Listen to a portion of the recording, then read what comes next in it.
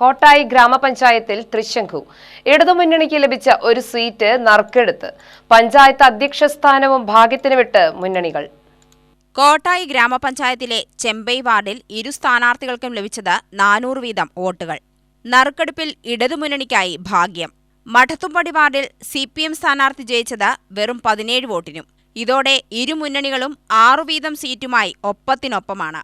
ഈ ടോസ് ഇനി പഞ്ചായത്ത് അധ്യക്ഷ സ്ഥാനത്തേക്കും വേണ്ടിവരും.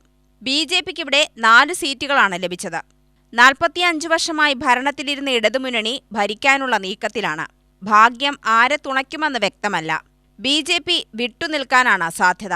അതേസമയം ഭാഗ്യം കൊണ്ട് മാത്രം 6 സീറ്റ് ലഭിച്ച CPM പ്രതിപക്ഷത്തിരിക്കുമെന്ന പ്രതീക്ഷയെന്നും ഭരണം തങ്ങൾക്കായിരിക്കുമെന്നും കോൺഗ്രസ് മണ്ഡലം പ്രസിഡന്റ് M. രാജഗോപാലൻ പറഞ്ഞു.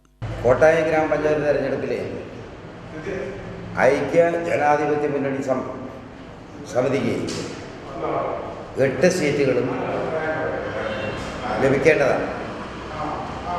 ചെറിയ ഒരു വേരിയേഷനുണ്ട്. ചുണ്ടനും കപ്പിനും ഇടയിലുള്ള ഒരു ചെറിയ വ്യത്യാസത്തിലാണ്. ഒന്ന് ടോസിലൂടെയും ഒന്ന് ചെറിയ 10-12 വോട്ടിൻ്റെ ഭൂരിപക്ഷത്തിൽ ആണ് അവിടെ 2 സീറ്റുകൾ നഷ്ടപ്പെട്ടത്. 6 സീറ്റാണ് ഐക്യ ജനാധിപത്യ മുന്നണി ലഭിച്ചത്. ആ ടോസിലൂടെയാണ് 5 സീറ്റും 7 സീറ്റുമായിരുന്ന LDF UDF സീറ്റുകൾ ടോസിലൂടെ മാത്രം 6 ഇത് വളരെയധികം വർഷമുണ്ടാക്കുന്ന ഒരു കാര്യമെങ്കിൽ പോലും 45 വർഷമായിട്ടുള്ള CPMൻ്റെ ദുർഭരണത്തിനെതിരായിട്ടുള്ള ഒരു വിധിയെഴുത്ത് തന്നെയാണ് കോട്ടായി ഗ്രാമപഞ്ചായത്തിൽ നടന്നിട്ടുള്ളത്.